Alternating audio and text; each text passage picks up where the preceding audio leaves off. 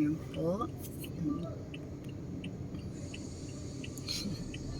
Si ate, masarap kayo. Si Chinchen napagod din sa kakalakad. Si JJ, ay yung rerentahan nilang sasakyan. Parang Christian yung driver. Ayun si Daddy. Lord, now I bless mo about isa ang aming mga kamay para lumago po ang iyong negosyo.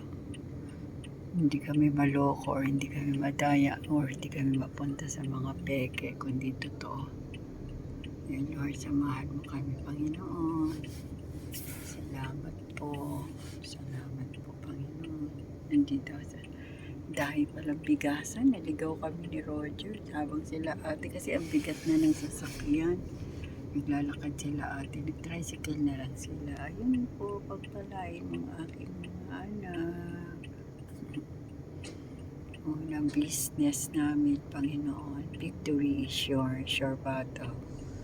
Sa likuran mo lang kami, ikaw yung nasa unahan, Panginoon. Salamat po.